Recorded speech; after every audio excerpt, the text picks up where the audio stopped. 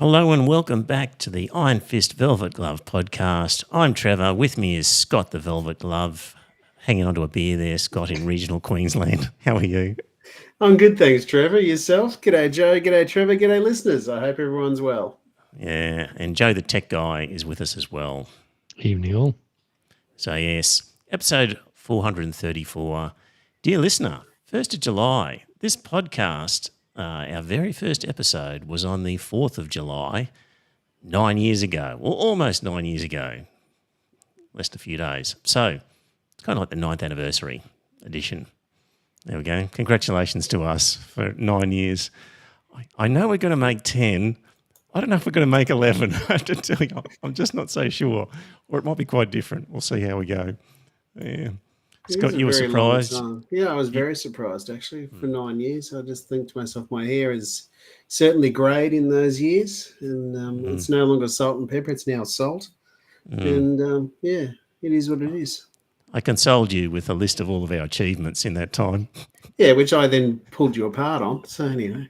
Because, yeah, we haven't really achieved. I feel we've achieved nothing. But anyway. If you actually look at what we have attempted to achieve, we have not achieved it. However, we have got a conversation that has started. And even amongst some of my more right-wing friends, they have indicated that socialism is no longer a dirty word. Right. Thanks to us. Well, partially because of us. Right. I also had to remind them that had the government not thrown out its neoliberal policies and all that sort of stuff during the pandemic, that Australia would have been in a world of hurt. So, it's just one of those things. I think that you're probably right. It probably was a good one for the Labor Party to lose, because had they have come in and been in government at the time, would the Tories got out of the way? No. But would the Greens have actually blocked the extra spending? No. So I think to myself that Look, the big argument is always that the Conservatives are the great financial managers. Yeah, which is a load of shit. When Rudd spent all that money on his emergency, blew out the budget, looked really bad, but then Morrison went and did it just as hard. So absolutely, it was a great election to lose. Yeah, but the difference is Rudd gave the money directly to people who needed the money, whereas Morrison gave it to his mates. That's true. Big difference. Yeah. Yep. So yeah, this episode, I decided to do something a little bit different even before I remembered that this was the 9th anniversary. But anyway, it works out quite well. So, I've been contemplating democracy, Scott. As I look around the world and I witness the presidential election, we'll talk about that. I'm witnessing French elections. We're about to see a UK election. I'm looking at, Fatima Payman in the Senate at the moment. I just looking at democracy, Scott. If it's what the people want, even if it was what the people wanted, but the people have been brainwashed by powerful oligarchs. So you're really just getting what the oligarchs want. Is it democracy? If you've successfully brainwashed a population on a policy and convinced them to have it, is it democracy? Well, that was always the argument, wasn't it? The working class were not capable. They didn't follow politics. They weren't engaged. They didn't have the time. They were too busy earning a living. So why would they get the vote? And I kind of see the point. I'm going, maybe... no, even the upper class don't understand the issues. Well, no, I know that. Yeah. But maybe you need a voting license. Maybe you need to sit an exam to prove that you're actually engaged in politics and you understand what all these things mean. I think some of the most engaged, intelligent people are completely brainwashed and coming up with the craziest of ideas. So I'm struggling to find a solution for this because, as I said in the sort of benevolent dictatorship. Yeah, in the sort of promo thing was, I'm done with democracy and I'm ready for the benevolent dictatorship, because I just see that how do you overcome this situation where democracy at its heart says, let the people express their will, and then, hopefully our leaders do what they want. But if you've allowed oligarchs to convince people to hold certain positions that suit the oligarchs, I don't see how you can stop that at any point. I think you have to change the laws to stop capture of the system by interested parties. Yes. So, Yes. taking money out of politics, Yes. funding arrangements. In America, that Citizens United was a horrible decision. It was.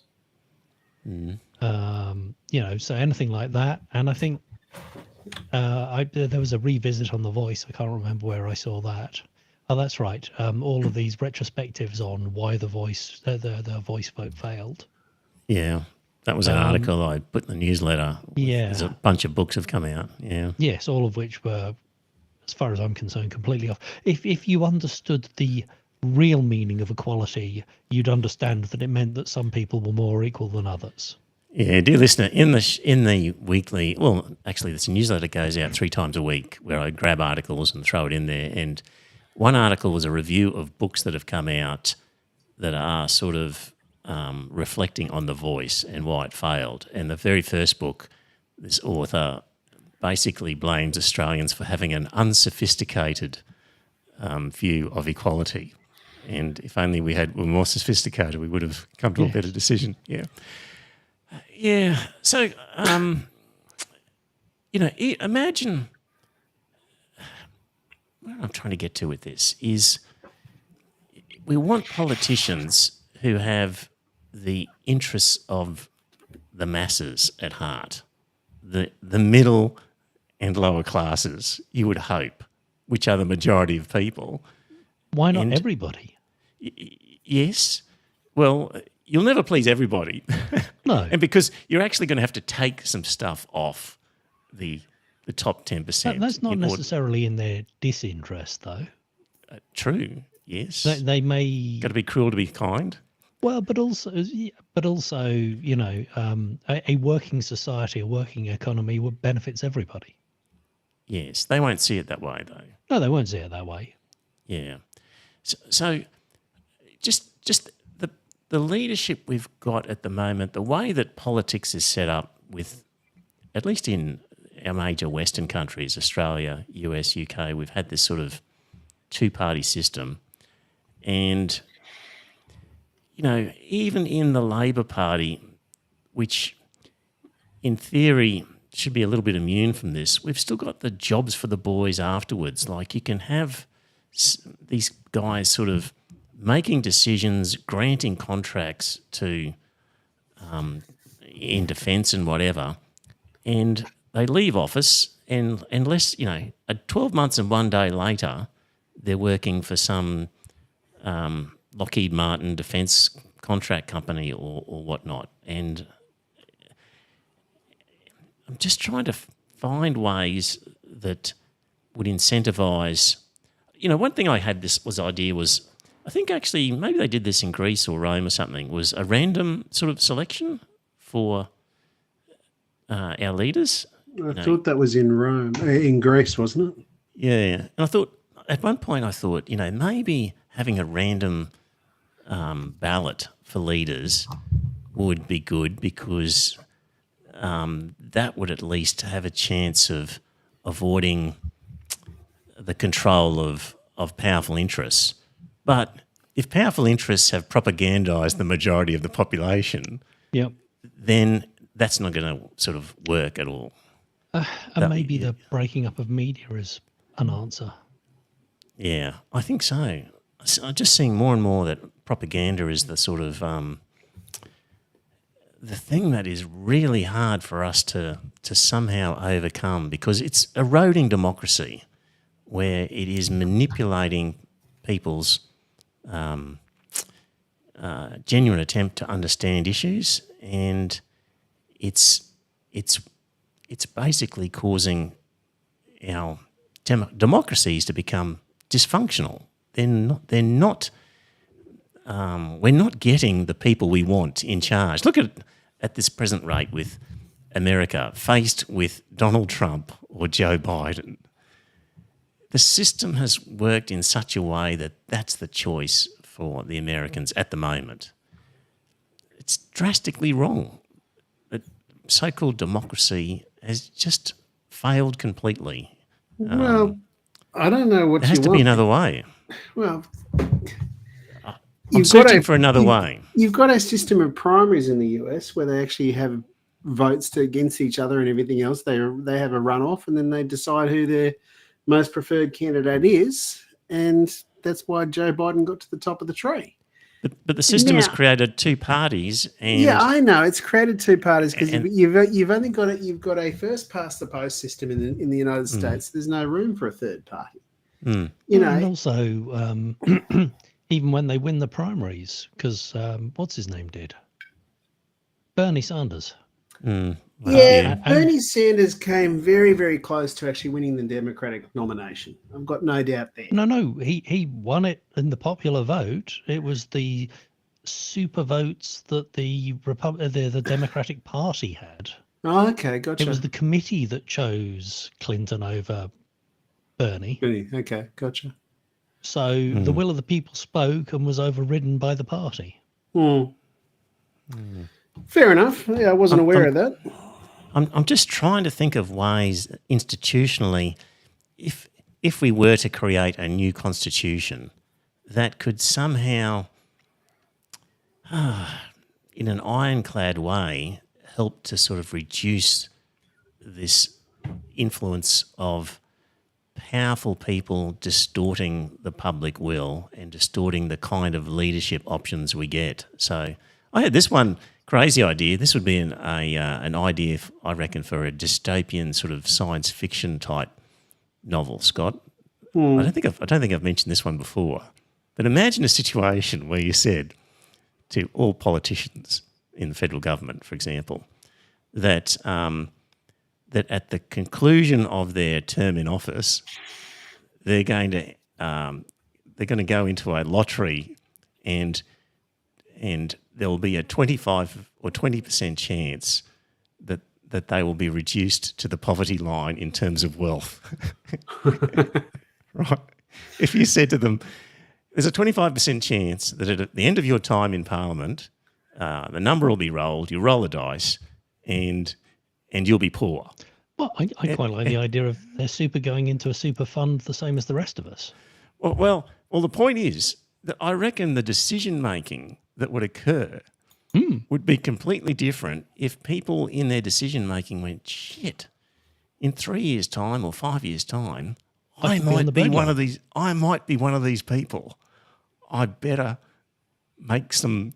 I'm going to make sure that the various social services are working as well as they can, or as well funded as they can, because there's a chance I'm going to be one of them. And it's a kind of a dystopian sort of, novel type idea. But that's sort of, I'm searching for an incentive that would be realistic, that would achieve that sort of thing. Talks of ancient societies where the king was selected by picking a bean out of a bag or something. So they became king until the bad times happened, at which point they would be sacrificed to appease the gods. Yeah. Well, the problem is, if you got people to pick a bean out, they've been propagandized, so you'll still then the bad times happen and we sacrifice them. Yeah, and then you just insert another person who's also been propagandized. So you sacrifice them. Yeah, you start to just run out of time. I'm thinking... because what do we do on this podcast is, I was just thinking about it before, is we point out really bad policy decisions or inaction by our leaders, and we summarise a rational argument, and then we bemoan that our leaders refuse to do the right thing because either our leaders are wanting to keep or gain power, or they're afraid of upsetting powerful enemies, or they're part of some tribal solidarity, quite often religious, or they're just plain ignorant or maybe they're greedy because they want a job with some defence group afterwards or something like that. So we just don't get what would be good for society. And then we sit back here on this podcast and observe how propaganda shifts public opinion to approve the bad ideas, such that the bad ideas are whitewashed as acceptable because not enough people object. And it's just a litany of bad ideas we've looked at for 9 years, clearly bad ideas, and the only two where anything has happened have been voluntary assisted dying and marriage equality. And I think that's because in both cases people could have a personal experience where with marriage equality they would have a son, a daughter, a niece, a nephew, a friend, a relative who was gay, lesbian, whatever, and they had personal experience and thought, well, that's just unfair. Or when it came to voluntary assisted dying, they had an elderly relative who had a bad death. So they had a close personal experience on those issues, which overcame all of the normal sort of effects, and we ended up with some sort of progressive change. But not a lot else has actually changed, Scott, in 9 years. Can you think of anything progressive other than those two things? For those two things, there was no money in it. All right. There was no money in having a vested interest. It's not like someone was getting rich out of either direction. Yes. That's true. That is true, actually. There was not a money interest involved, a powerful money interest. Good point, Joe. A sad but true point. Yeah. I think, we talked about a long time ago shock doctrine and by Naomi Klein. And the whole idea of shock doctrine was that these countries, poor and struggling, would be put under enormous pressure and eventually some shock would come, whether it was a massive devaluation of their dollar, maybe a natural event like a typhoon or some other calamity would befall these countries. And the neoliberals would jump in while people were still in shock and say, well, here's what you've got to do. Institute all these austerity measures. You've got to privatise the public services. You've got to cut out all these social services. You've got to let foreigners come in and buy stuff up, and you've got to expose yourself to world trade, blah, blah, blah. But while people were still in shock and had no capacity to respond. And it's literally, here's the playbook. We've written it for you. Just go and implement it. You don't even have to think. Yeah, and people couldn't object because they were still in shock. And when it all goes to shit, I think we need to have some sort of new constitution sitting on a shelf, ready just to quickly dust off and say, we've been waiting for this moment, and here's what we need, because we got into this position because of all these systemic problems, and we need a new constitution that looks like this. Boom, boom, boom, boom, boom. Yeah, I mean, do you fix education so that people are more sceptical, better able to see through indoctrination in terms of propaganda? Media literacy. Media literacy, which of course goes against the vested interest, so that's never going to happen. Yeah, well, that's why you need the shock, and when it's a really shit has hit the fan and there's marching in the streets or something like that, like it's all pie in the sky. Yeah. Do you rewrite your political laws in terms of funding of institutions, government institutions, the parties? In the UK, it used to be, when I was growing up in the UK, you couldn't advertise politically. There was no political advertising allowed. Every party was given their own half-hour slot on public broadcast. Yep. And, you could tune in for the party political broadcast of whatever party it was that day. Yep. And there was no other political advertising allowed. Right. So there was Bring it back, guys. Bring it back, I say, Joe. Yeah, absolutely. Yeah. These are the sorts of ideas you could think about in the cold light of day now while you've got plenty of time. And then when the emergency comes, you can say, well, we thought about all this and here's the document sitting here ready to go. And these are the reasons.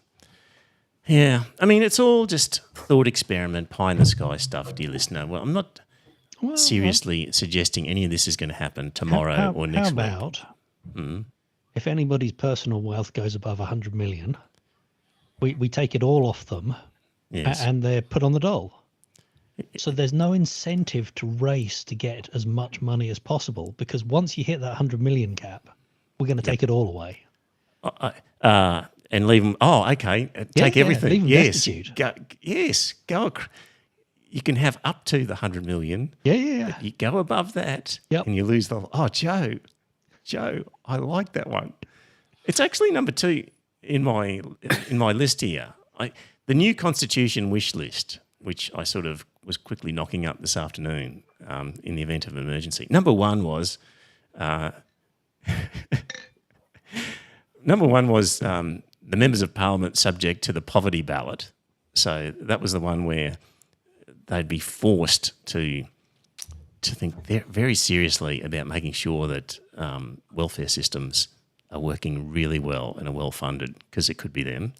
I had down a law against excessive private wealth of anyone. Joe, I really like that one, that not only is there a maximum, but I was always thinking, well, if you go past the maximum, we just keep skimming off the top. But yours is, we will penalise you and take the whole lot off you. You better be careful not to... I don't think that you should penalise them or anything like that. I just think you've got to actually let them hit the 100 million. Incentive. Yeah, I know, but then you let them hit $100 million. And then after that, anything above $100 million, you forfeit to the government at 100%. Yeah. In the chat room, Landon Hardbottom says, hold on, hands off my 100 mil. Yeah, I know that, because Landon would be very defensive of his 100 million, wouldn't he? Yes. And he says, you've got more facial hair than you had 9 years ago. Well, that's very true, yeah. Yes, yeah. So Robin says, did propaganda shift public opinion on The Voice? So I would say it did. I think it did, Robin. Certainly... The opinion changed. So the question is how, why? And certainly changed. some of it was disingenuous racism argument, but some of it was genuine moral argument. So there was certainly a component of, what's propaganda? But some of it was disingenuous allegations of racism. Yes. There was no doubt about that. It did change. Now, probably the masterstroke was getting the white guys to stay out of it, and then after that, you have the black opponents to it. You have Jacinta Nampijinpa Price, and who was the other guy? Warren Mundine. They were the head of the no case, and they were both Indigenous.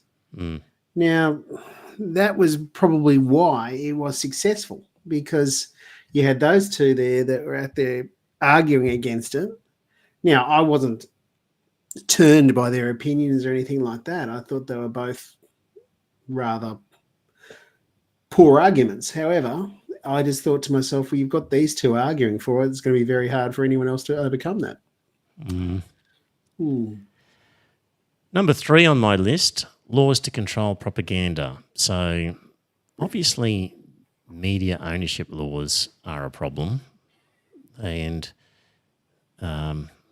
I don't know the specifics of how you would do it, but when you've got, here in Brisbane, Courier Mail owned by Murdoch, Australian Murdoch, so any old fogies reading a newspaper, that's what they're getting, is whatever Murdoch's pushing. And there has to be ways to somehow limit the propaganda that one media mogul can levy against a population. I don't know how Yeah, but then you've also got the same problem with the Fairfax papers that are now called the Nine papers. Hmm. You know, they're no longer a patch of what they were. You know, they're no longer as good as what they once were. But There's no money in print, no, yeah. there's not. But there's still power and influence. Yeah, but That's the God knows problem. why. It's just one of those things. It's going to be a dying influence and all that type of thing.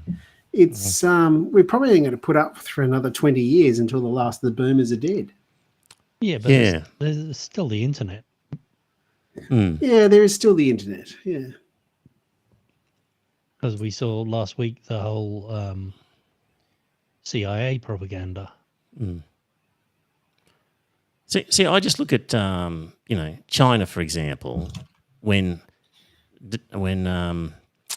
Abbott was hosting, Chinese leaders and Gillard was organising mutual defence exercises, and everyone was perfectly fine, and that all changed not because of anything that China did, but because of a massive propaganda undertaking.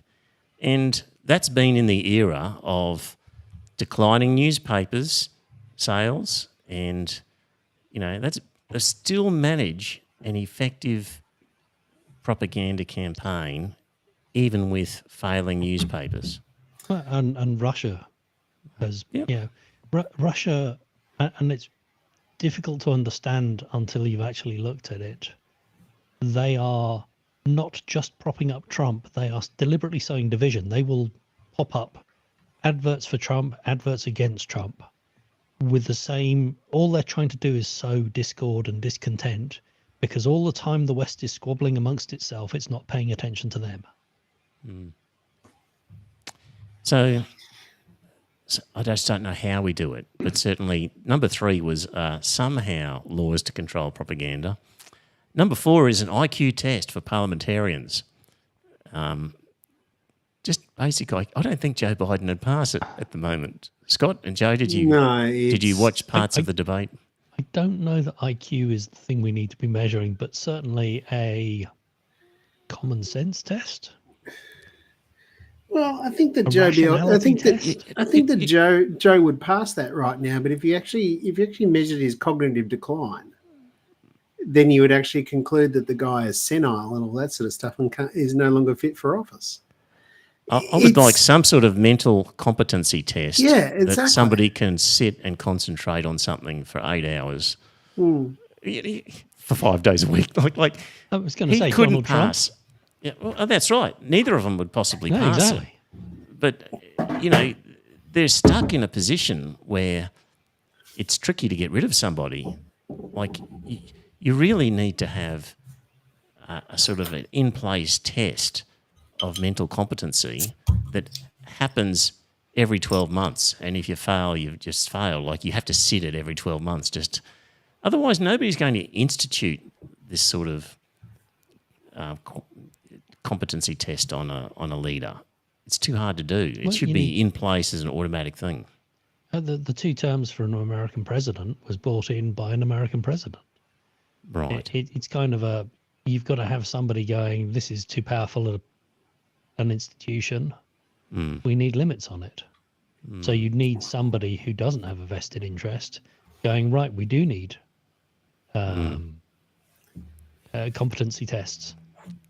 It's all part of the new constitution, Joe. Yeah. Have it drafted up, sit on the Someone shelf. was saying Bill Clinton was a president 30 years ago and he's still younger than both Trump and Biden. Yes. So yeah, it's one of those things. I think the Americans have got to get over this age and experience thing that they've seemed to enamored with, because 2 of their better presidents were younger men. JFK was only 40-something when he was in the job, wasn't he? Well, if you were running a major international organisation where you needed nous and experience, you'd be, looking for somebody in their 50s, something like that would be sort of ideal sort of age, I would have thought. One of those things, I was listening to a podcast this morning that they're actually saying that if the Democrats could replace Joe Biden with a 55-year-old governor right now, they reckon he'd win because they'd be able to wipe the floor with Trump. But no one actually has broached the subject with Joe and said, well, it's time for you to stand down or anything else. Well, he was in crisis talks, wasn't he? He was in crisis talks. There's no doubt about that. But see, there again, it was only with his family. Yeah.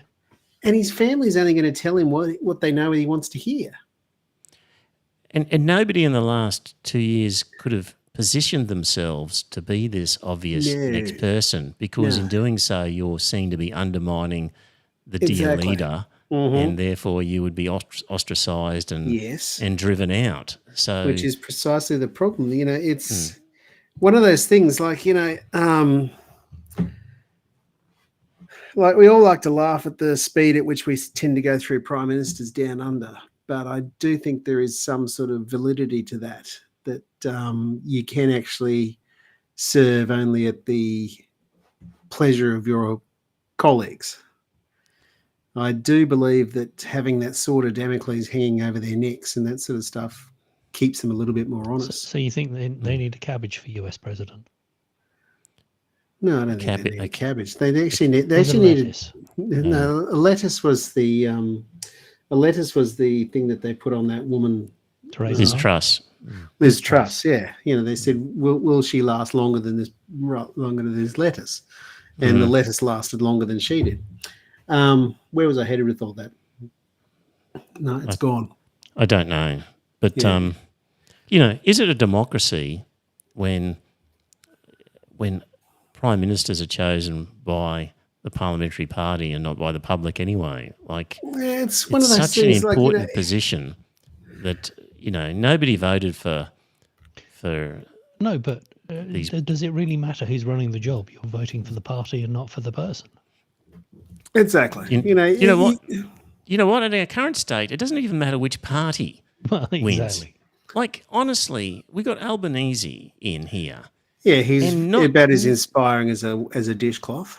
Not a lot different has happened that wouldn't have happened had Morrison got back in again, except Assange would still be in Belmarsh.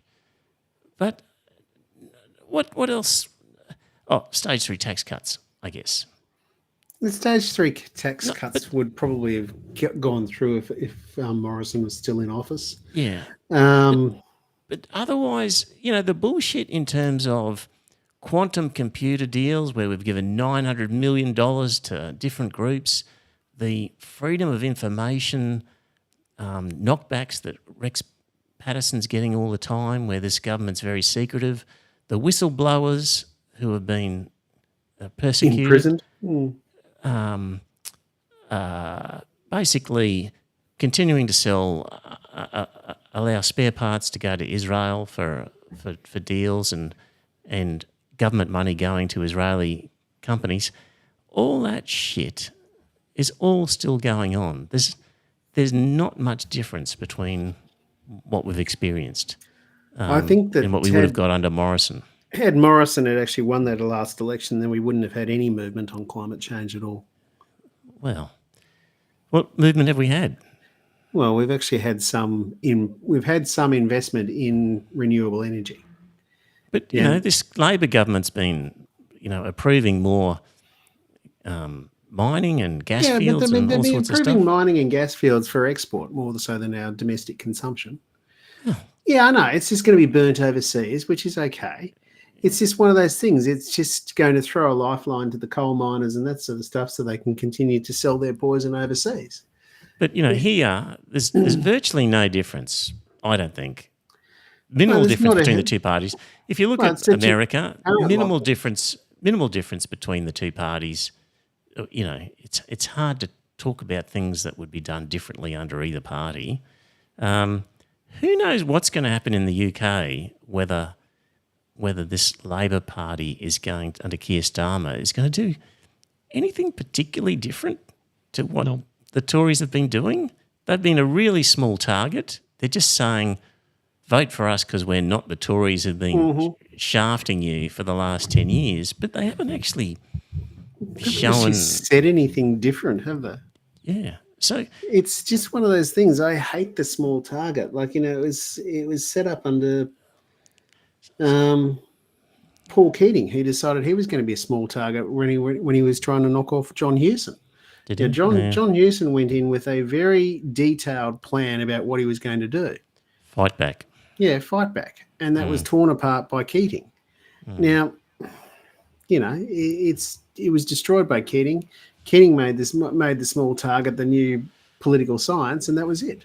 But just think about it, dear listener. Like, not only does it not matter who our leaders are, essentially, and often we don't get to choose because it's done by a parliamentary party, but even if the actual parties change, the end result, it's not that different. Our democracy is not offering us a sort of a choice. And on a lot of issues, they're contrary to what most people would want at any time. So number 5 on my list, strict control of post-politics careers, because it just gives me the shits, these guys who basically can't be accused of corruption when they're awarding contracts to various defence contract groups, but then 12 months later get a job with them. And this is all considered perfectly fine. Like, exactly. It just shouldn't be on, because it leads to the understanding, well, of course, you then say to the next incumbent, you know what happened to the guy who did the right thing by us? Got a great cushy job with us. Now, of course, can't promise you anything, but just look at our track record. When people are good to us, we're good to them post their parliamentary career. And that's a dangerous incentive where billions of dollars just go down the tube. So it should be a full stop. No, you're not working for any company that had any involvement with any portfolio you were dealing with. So I reckon this one, freedom of information. So much of, we haven't even dealt with it, dear listener, but we've given like $900 million or something to some quantum computer group to build a computer in Brisbane. And the deal is really sketchy. And the problem is, we don't even know what the deal is. We don't know whether we got equity or loan. We don't know what our return on investment is, because we get this bullshit response of, oh, it's commercial in confidence. We can't tell you what the government has done because it's commercial in confidence. Complete crap. So I like the idea where essentially all documents, I'm done with the secrecy on these things. Even conversations. Prime Minister, basically every conversation you have as Prime Minister should be recorded. Nixon style. Publicly available. Well, I was going to say Presidential Records Act in the US. And 12 months later, or at a certain time in the very, very near future, it's released. So when you're doing a discussion or a deal or something, in a very short time, you're going to feel a lot of pain if you've done the wrong thing. Like, that's all in my new constitution, Scott. Do you like that one? Yeah, I do. I was going to say a corruption commission that actually has teeth. Yes. One that's actually prepared to investigate things. Like, I cannot believe that's allowed to investigate things. Well, it's just one of those things that God knows why they didn't investigate why they didn't investigate those 9 people that referred to them under the Royal Commission into robo-debt. That was bloody crook. What the hell the government was doing back then? See, that's the sort of thing, Morrison, you would have expected. And we got the same from Albanese. That's what I'm talking about, as in getting the same shit from this Labor group. It's going to come for them. Yes. But see, the National Anti-Corruption Commission was set up with a blaze of glory and everything else. It had, 9 people were handed to it by the Royal Commission. Their heads were already on a platter, ready to be served up to us. And they elected not to investigate it. So God knows why. Now, someone's actually investigating the NAC now to find out why they decided not to investigate them. Yeah, an investigation of the non-investigation. Yeah, exactly. Yeah. Number 8 of mine's a favourite. War can only be declared by Parliament. So none of this bullshit of just the Prime Minister deciding after consulting 2 or 3 friends. You need a joint sitting, House of Reps, Senate, and a majority to agree to war. And every 6 months that you're in that war, you have to revisit that vote and decide whether to continue with it. Is this non-defensive wars we're talking about? Any war where we're lobbing bombs at somebody in So any if sort we of get use of our attacked, military against... we have to wait until Parliament sits. How long does that take? No idea. Like No, what sort of it's- attack? Yes, Yeah, Joe. if Australia It's was not that hard to gather people together. I don't care if some of them are electronic or not. I don't care. But it's not that hard to get all of them together and say, hey, they started loading troop ships in China and they're heading this way. Do we want to declare war or not? Or the US have asked us to engage in a war against the Yemens, or in Afghanistan or Iraq, or in Vietnam or Korea. Like, none of these wars were so urgent that we couldn't have held a full parliamentary debate. Mm. None of them. And it wouldn't be that hard to be able to rack one up within 24, 48 hours if it was a really dire emergency. Particularly in the lead up to a war, things are heating up and you're saying, hey, everybody, make sure you're close to the internet because we might need to make a decision soon. So I don't see that as a great difficulty. If it's important enough that we go to war, then let's just get everyone together to make sure that we agree that we should go to war.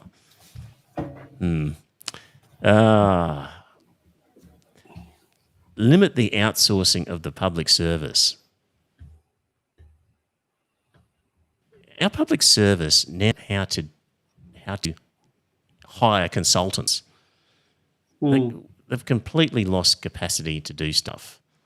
So, Mariana Matsugood, so whatever her name is, yes, has a thing about government outsourcing and saying that basically you lose all your skills in-house. Corporate knowledge, corporate memory. Yep, and you're then just left at the mercy of these consultants. You've lost the ability to even know whether your consultant's advice is good enough or not. So, there's regular tasks that a government is going to need. You keep people in-house to do that. I saw a charity that was outsourcing all of its infrastructure, and they had no knowledge. They had basically every time any change was done, you had to do a scoping exercise to go out and find what equipment was there to be able to say, all right, this is what's there, this is what we need to change, this is what the future state will be. But there was a re-engagement every time, and the managed service provider was the cheapest one they could find. Yeah. And it didn't work. Yeah. Yeah. So, but, people have fallen for the propaganda of public service bureaucracy is a waste of money, these fat cats, when in fact the fattest of the fat cats are in the consulting industry, which is where you're going to have to resort to if you don't keep it in-house. So that's on my list. No lobbyists in Parliament House, no donations, or Scott, it makes no sense that we have parliamentarians representing districts like the seat of Ryan or Dixon or something like that.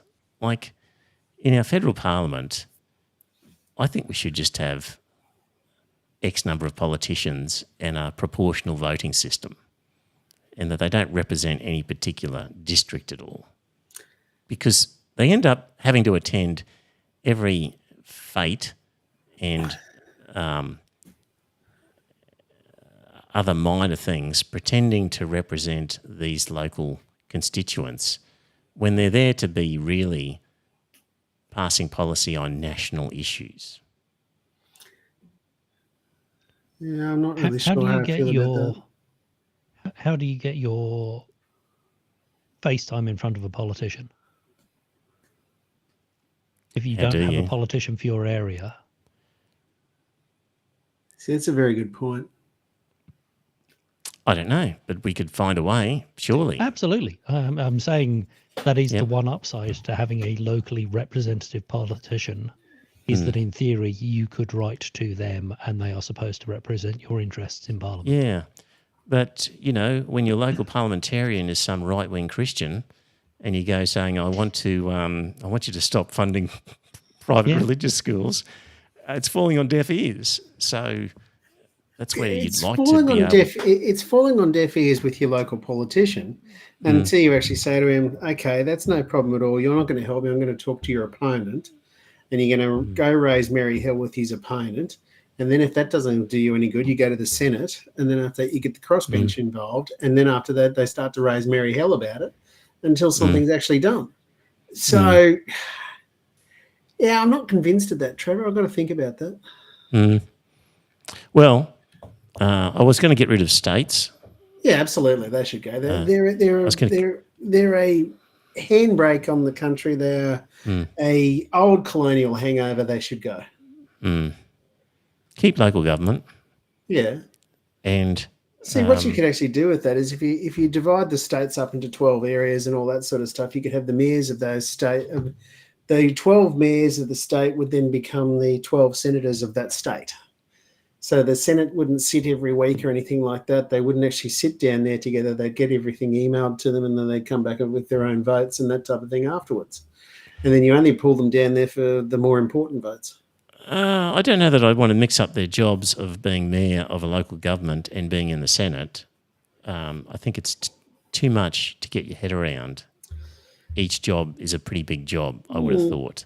You couldn't be on top of everything if you had that much on your plate. But anyway, we could get rid of the states. And Yeah, I was going to say, local government, there's a mayor and there's a CEO, and the CEO actually does the work.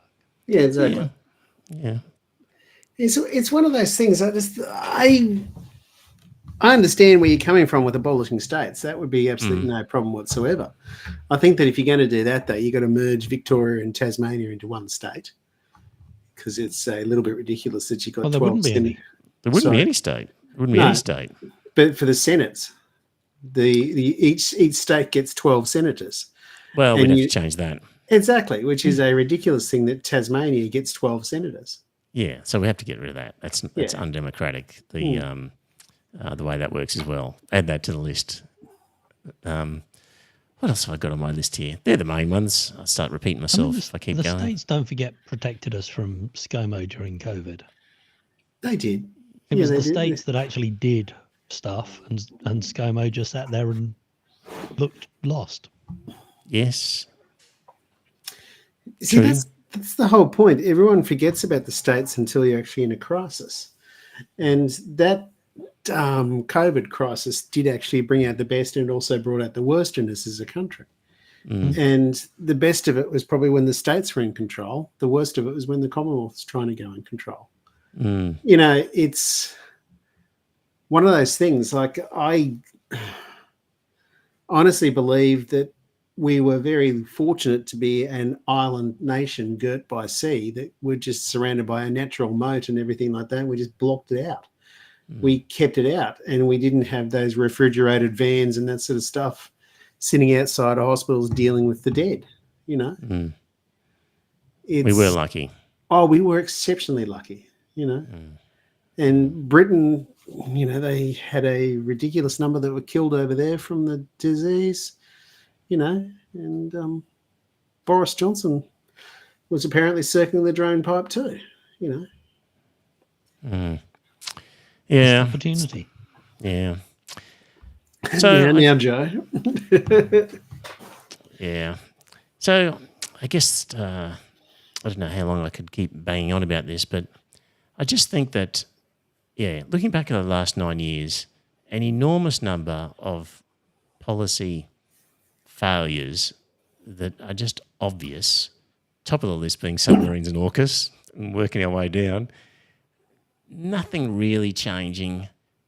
Democracy fundamentally flawed in that it's relying on the will of the people, and we have a system where the will of the people can be manipulated by powerful interests. And I don't know how we go about stopping that from happening. I also think there needs to be in the Constitution, national infrastructure needs to be owned nationally. So no selling off of national infrastructure. And I think CSIRO needs permanent funding for long-term scientific research that is in the interest of Australia that has no financial reward. You know, the things that low-cost medication that people are reliant on, that there's no business case that we have to go, oh yes, we're going to make millions of dollars back on this. If it's a loss, it's a loss. It's an investment into the well-being of the Australian population, and profit doesn't come into it. The other one along those lines as well would be, if we're extracting minerals out of the ground in this generation, the proceeds from that should not be spent by this generation with nothing left for the future generation. Future wealth fund. That should be, if you're actually selling off capital, then it should be quarantined forever as capital, and you could only ever access the income that comes from it. So otherwise, it's just a current generation ripping off a future generation. So add that to the list. Yeah. But until some fundamental structural changes are made, we're just going to head more and more down the toilet, I think.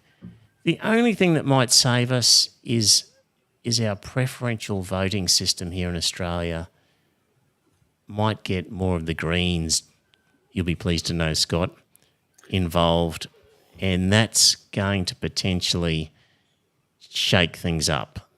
Poor old United States doesn't have it. UK, does it have preference? First past also. Yeah. Single transferable for something, but they've just changed that. I think councils, local councils were, and they changed it. Yeah.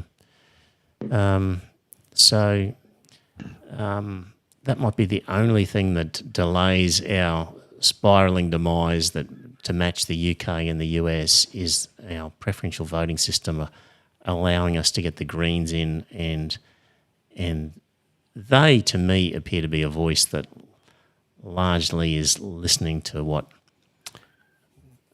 the masses need, I think. But anyway, remains to be seen. There we go. You guys are going to throw any other bits of 2 cents worth in? Because I'm done on this one, I think. Oh, did we mention on air about the nuclear reactors and what they were worth in terms of capacity? No, we didn't actually mention that. Was on something that Trevor sent round to us, and it was the estimates were that it would produce approximately 4% of the electricity that the country would actually need by 2050. Yeah. So I don't think the National Party is right when they're saying that this would remove the need for large renewable projects. It's a pipe dream, and a very expensive pipe dream at that. But that was basically looking at the current generating capacity of standard nuclear power stations and assuming they put 2 of them on each of the 7 sites. Yeah, so it was 2.4 gigawatts was the largest power station that's been built, I think, in Europe. It's in Finland, I believe. And so 7 of those at 2.4 kilowatts is 18 kilowatts? 18 gigawatt or something like that. Sorry, 18 gigawatts, yes. And they were talking about us needing 300 and something gigawatts by the time 2050 was turning around. No, I mean, we have to be realistic. We are very profligate in the way we use energy over here. Absolutely we are. You show an Australian house to any European and they would fall over laughing that the levels of insulation and energy efficiency. Mm. It was shocking when I first moved over at how flimsy the houses were. Yeah. And I'm very glad that I live in a subtropical climate, because Hobart is the same distance from the equator as the south of France is, if I remember correctly. Right. And we consider that cold.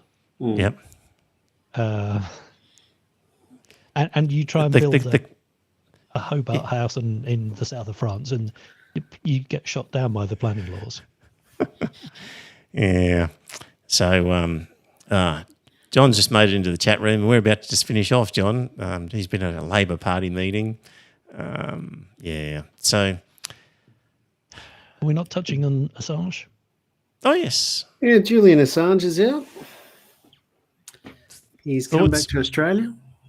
Well, I'm happy that he's out. Yeah, so am I. That it's sad that he had to take a plea deal.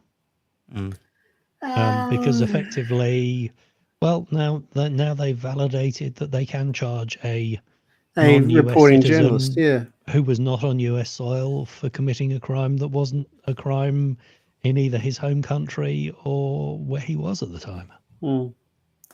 It's one of those things. I just think to myself that he had to take the plea deal because the Americans weren't going to back down or anything else. They'd obviously said to him, look, we'll just give you time served and then you'll be on your way home. It's probably the best deal he could hope for. Now, I understand that the legal team and everything else is starting to argue with them and all that sort of stuff about getting him a pardon, which I don't think they should bother myself. I don't think the Yanks are actually going to give it to him. Have a rest. My thought on the whole thing is guys like James Patterson and other people like that, we're just, what are we doing? We should have let the US have him and he should rot in jail, the damn traitor. I think, this sort of language. Yeah. I think Simon Birmingham might have been of a similar ilk. And, just other comments you see from other people and you just go, God, some of you people are just miserable shits. Like, honestly, some of these people are just goddamn awful. No matter what you thought of the guy, he's had a pretty harsh time and you would have thought, well, enough's enough. But these guys are just mean-spirited arseholes is what the impression I got from some of these guys. The whole sexual assault case. And if you're still bringing that up now, there was something there. I think there was a chance to put it to bed. I think there was no desire to put it to bed, and I think it's been a very useful thing to smear him with. It would have been nice to have seen that as a court case and see what the actual facts of the case were. Yeah. Anyway, watching the guy get off the airplane and that, he's a broken man.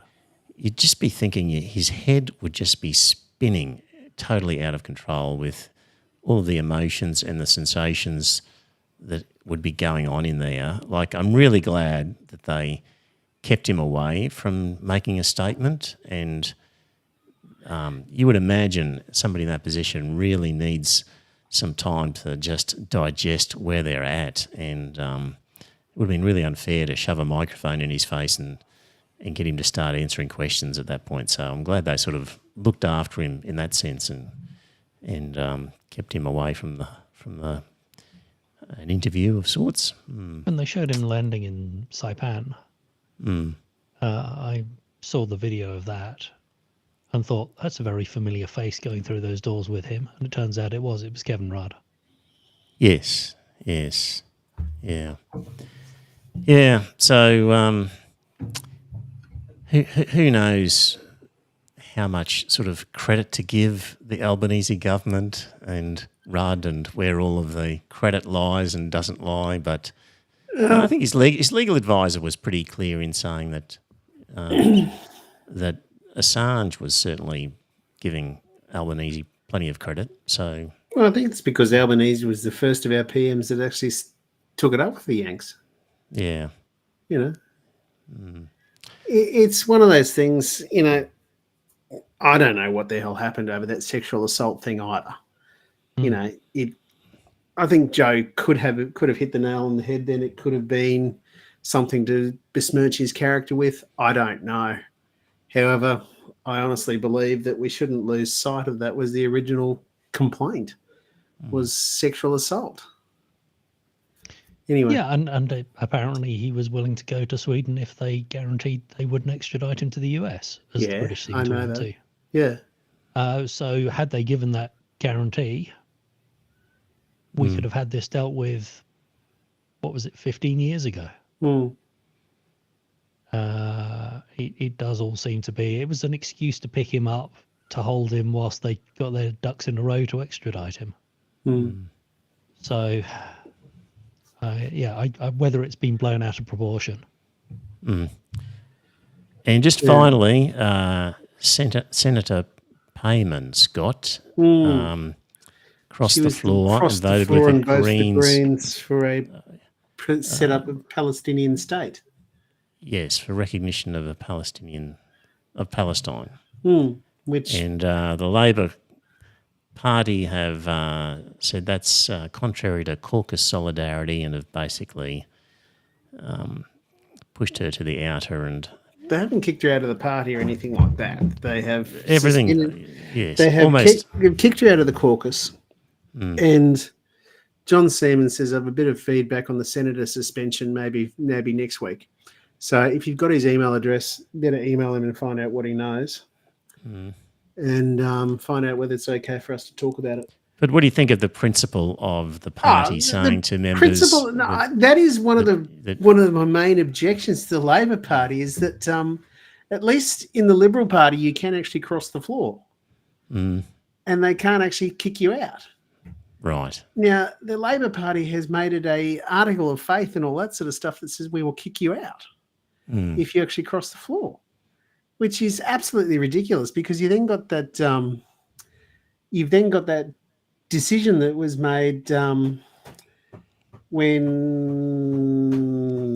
what's his name was the leader of the Labor Party. No, lost Kevin Rudd. No, before him, Latham. When Latham was leader of the Labor Party, they all rolled up to the Senate to vote for John Howard's changes to the Marriage Act that would make it illegal for same-sex unions to be recognised. And who had to go and do that?